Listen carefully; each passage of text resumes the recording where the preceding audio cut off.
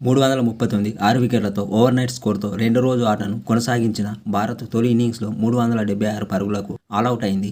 Overnight స్కోర్‌కు 37 పరుగులు మాత్రమే జోడించింది. Century చేసిన అశ్విన్ 7 పరుగులే చేయగా రవీంద్ర జడేజా ఒక్క పరుగు కూడా చేయకుండా అవుటయ్యాడు. ఆకాశ్‌దీప్ 17 పరుగులు చేయగా జస్ప్రీత్ బుమ్రా 7 పరుగులు చేశాడు. సిరాజ్ డకౌటయ్యాడు. బంగ్లాదేశ్ బౌలర్లలో హసన్ మహమూద్ 5 వికెట్లు తీయగా టస్కిన్ అహ్మద్ 55 పరుగులిచ్చి 3 వికెట్లు తీశాడు. నషీద్ రానా, మెహ్దీ హసన్ మిరాజ్ తలో వికెట్ తీశారు. ఆ తర్వాత బ్యాటింగ్ దిగిన బంగ్లాదేశ్ జట్టు బుమ్రా చెలరేగడంతో 149 పరుగులకే కుప్పకూలింది. బుమ్రా 50 పరుగులిచ్చి 4 వికెట్లు తీశాడు. బంగ్లాదేశ్ బ్యాటర్లలో సాకిబ్ అల్ హసన్ 64 బంతుల్లో 32 పరుగులు చేయగా మెహ్దీ హసన్ మిరాజ్ 52 బంతుల్లో 27 పరుగులు చేసి టాప్ స్కోరర్గా ఉన్నాడు.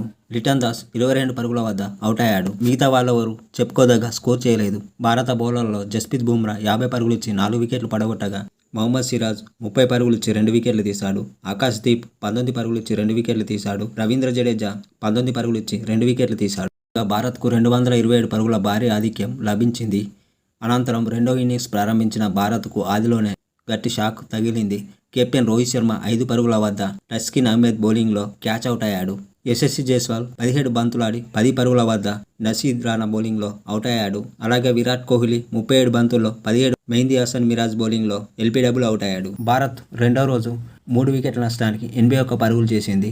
శుభ్మాన్ గిల్ 33 పరుగుల వద్ద, రిషబ్ పంత్ 12 పరుగుల వద్ద నాటౌట్గా ఉన్నాడు. భారత్ బంగ్లాదేశ్ కంటే 308 పరుగులు లీడ్లో ఉంది.